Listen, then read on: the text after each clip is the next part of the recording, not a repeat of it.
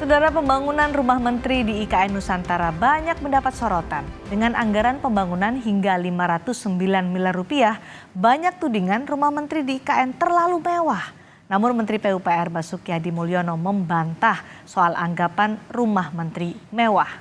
Pembangunan rumah menteri di IKN menelan anggaran sebesar 509,1 miliar rupiah dan jumlah rumah menteri yang dibangun ada 36 unit. Dengan demikian, per unitnya menghabiskan anggaran 14 miliar rupiah. Rumah menteri di IKN per unitnya punya luas bangunan 580 meter persegi yang terdiri dari 2 lantai. Sedangkan luas tanahnya mencapai 1000 meter persegi. Apakah biaya 14 miliar rupiah itu sudah sesuai untuk membangun rumah menteri di IKN? Dan dengan rumah semahal itu, apakah bisa mendukung kinerja para menteri? Pembahasannya akan hadir usai informasi berikut ini. Pembangunan 36 rumah dinas menteri di IKN banyak mendapat sorotan. Pemerintah menganggarkan 509 miliar lebih untuk membangun 36 unit rumah menteri di IKN. Dengan demikian, 1 unit rumah menteri menelan biaya 14 miliar rupiah. Besarnya anggaran pembangunan rumah menteri di IKN sempat dipertanyakan Komisi 5 DPR saat rapat dengan jajaran Kementerian PUPR Januari 2023 lalu. Itu ada pembangunan untuk perumahan kementerian sebanyak 500 miliar untuk 36 rumah. Tadi kita coba-coba hitung dengan pimpinan di sini. Kalau 4 juta aja per meter persegi, itu sudah nilainya, luasnya bangunannya itu kurang lebih 3.200 Pak ya. Ya, 3.200-an. Nah, ini nanti takutnya juga Pak, karena IKN ini menjadi perhatian serius nih oleh seluruh masyarakat Indonesia. Apakah nanti misalnya rumah menteri ini dibangun segitu mewah misalnya. Ini akan nanti ditanya ke Komisi 5 lagi. Bagaimana Pak, ini dibahas enggak, disetujui atau tidak nih? Contoh-contoh kecil ini, kalau 4 juta per meter persegi ini apakah sudah termasuk dengan interiornya? Atau piring mangkoknya, atau rumah itu sudah siap dihuni? Menteri PUPR Basuki Hadi Mulyono membantah isu rumah dinas menteri di Ibu Kota Nusantara yang mewah. Basuki menyebut lebih mewah rumah dinas menteri di kawasan Widya Chandra, Jakarta dibanding di IKN. Basuki menyebut fasilitas rumah menteri seperti rumah pada umumnya. Pak, rumah menteri Pak, itu lebih kecil daripada Widya Chandra. Oh ya. Tapi mungkin dalamnya gitu Pak kayak terlalu. Fasilitasnya Pak, fasilitasnya.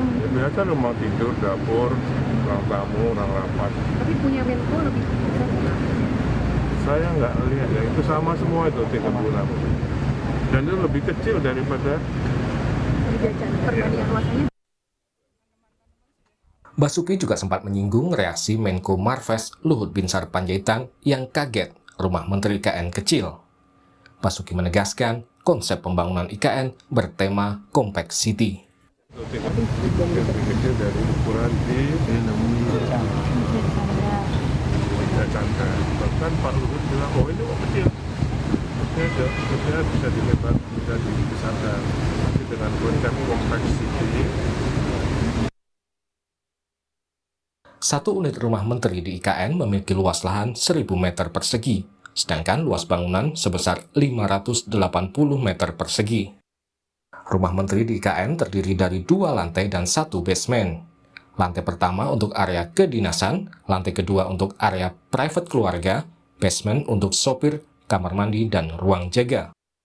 Total ada 8 kamar tidur, 5 kamar mandi, ruang pertemuan, ruang kerja, ruang keluarga, dapur, garasi, dan area barbecue. Rumah para menteri ini mengusung tema open space dengan sejumlah fasilitas yakni CCTV, penggunaan panel surya, sistem smart design building dengan akses internet dan wifi, dan dilengkapi dengan mebel lengkap. Pengamat kebijakan publik menilai pembangunan rumah menteri di IKN harus bisa dipertanggungjawabkan baik anggaran maupun proses pengadaannya. Rumah menteri dengan segala fasilitasnya diharapkan bisa membuat para menteri bekerja lebih efektif. Apakah ini membantu menteri untuk bekerja dengan baik? Ya, karena begini teman-teman semuanya, Saya kira bekerja di Jakarta dengan di daerah yang agak remote di Kalimantan berbeda ya situasinya ya. Jadi mungkin saya tidak terlalu benar, tapi saya kira ini sedikit insentif lah bagi para menteri. Tetapi yang baku kan rumahnya kan nggak jadi rumah milik menteri kan. Nah ini yang jadi kata kunci penting. Tetapi yang kembali lagi pembangunan ini harus dapat dipertanggungjawabkan sejak harganya, estimasinya, bahkan sejak pengadaannya itu, Mbak. Pembangunan rumah menteri di Ibu Kota Nusantara masih dalam proses dan ditargetkan selesai pada Juli 2024. Tim Liputan, Kompas TV.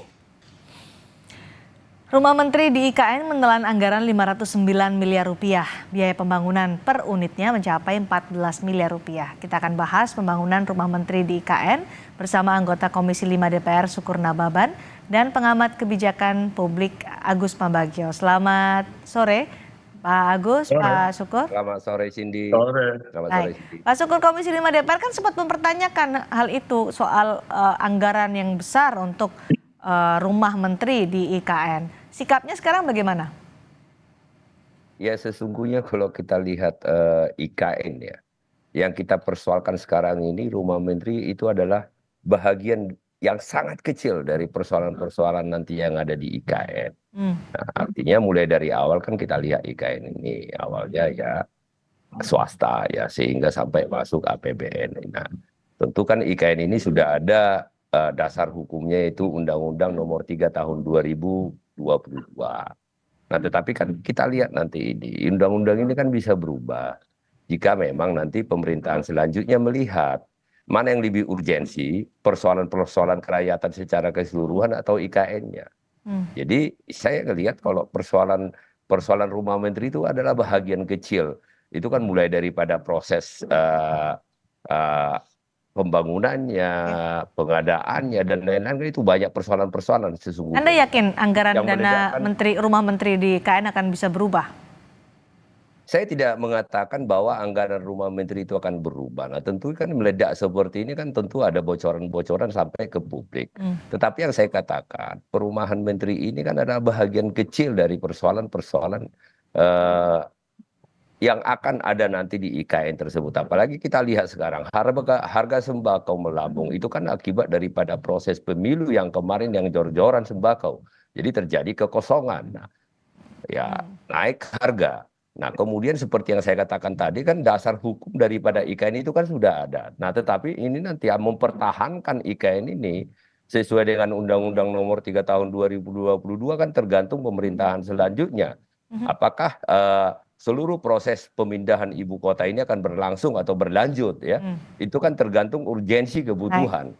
Kita lihat nanti kebutuhan kerakyatan ya dalam hal pengelolaan APBN. Apakah APBN kita nanti ke depan sanggup untuk menyuntikkan progres pembangunan yang ada di IKN. Baik Pak Syukur. Pak Agus, Anda punya catatan soal anggaran rumah menteri yang per unitnya senilai 14 miliar rupiah di IKN?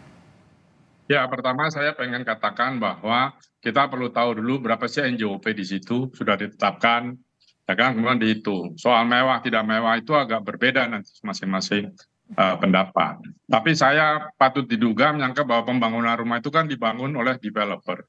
IKN ini dikelola oleh developer, bukan dikelola secara pemerintahan.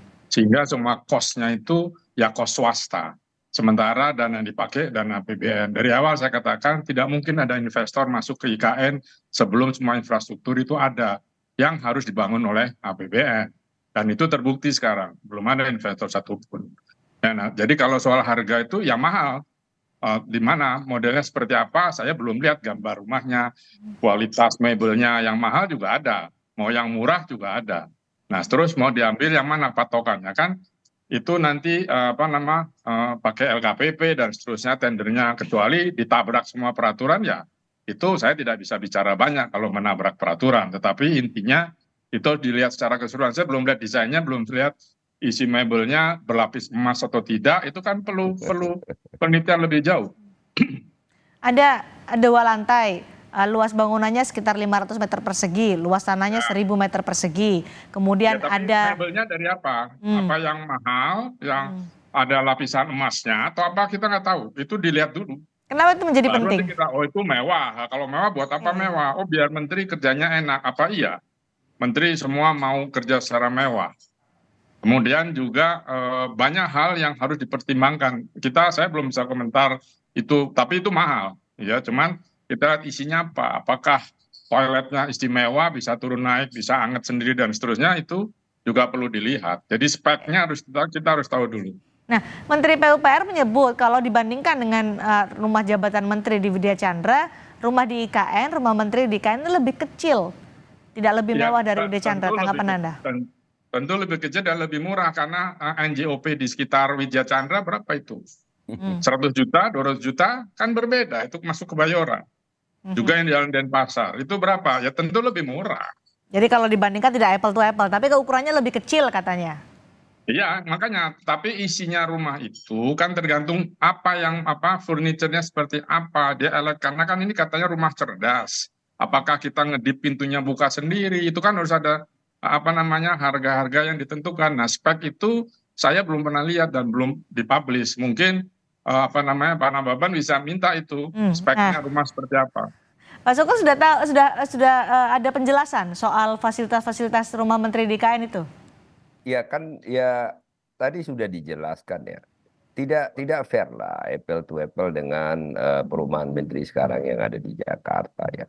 Nah, tetapi kalau kita lihat misalnya cuman bangunannya ya, membangun sebuah rumah harga 14 miliar ya, saya pikir terlalu mahal ya dengan luas tanah di 500 meter. Saya nggak tahu Pak Burjo sepakat nggak dengan saya bahwa 14 miliar untuk 500 meter itu kan menurut saya sangat mahal sekali. Itu makanya tadi dikatakan apakah mebelnya dari emas, sebenarnya itu kan candaan.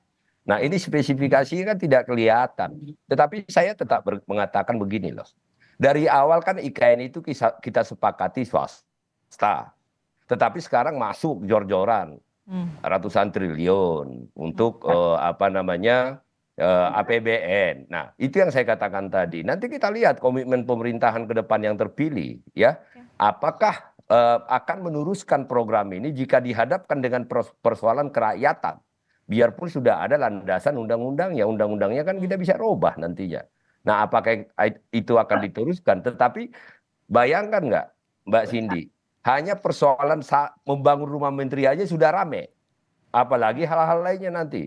Di sini kan terlalu banyak nanti akan terjadi kebocoran dan masalah tanah, masalah ini, pengadaan dan lain-lain. Okay. Nah, mari kita tenang berpikir semua lah. Kita fokus ke pembangunan rakyat lah. Kita fokus menciptakan lapangan kerja kepada rakyat seperti di awal janji pemerintahan dulu kan. Bukan membuat rakyat menjadi pengemis ya.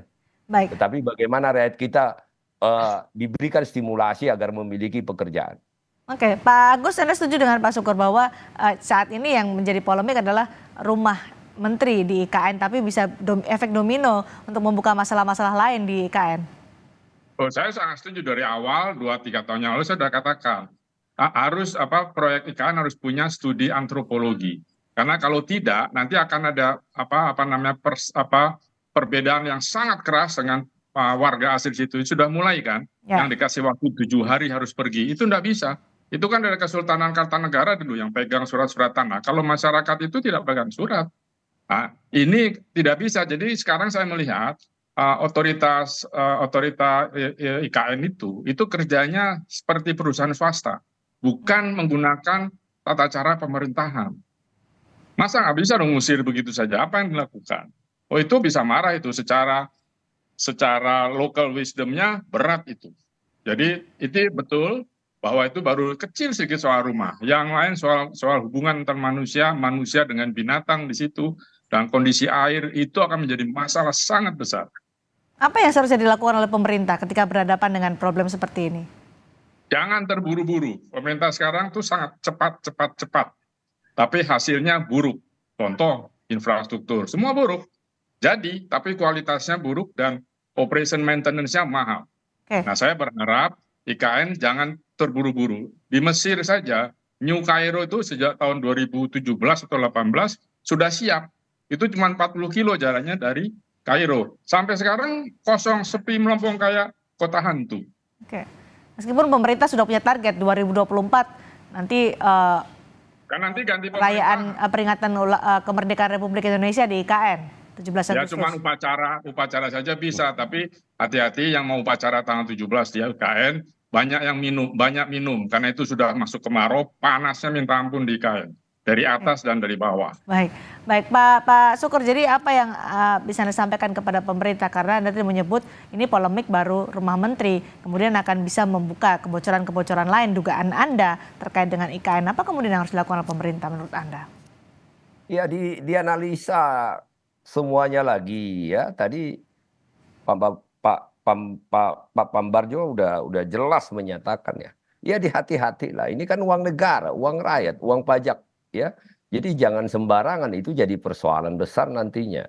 Nah itu kan harus betul-betul dievaluasi kembali, apa namanya, direvisi hal-hal mana persoalan-persoalan, apalagi tadi sudah menyangkut dengan penduduk yang ada di sana. Penduduk yang di sana kan manusia, dari nenek moyangnya tinggal di situ. Masa senaknya juga kita usir? Ya kan, ya udah, ya harus ditemukan sebuah solusi, jangan main usir orang dong.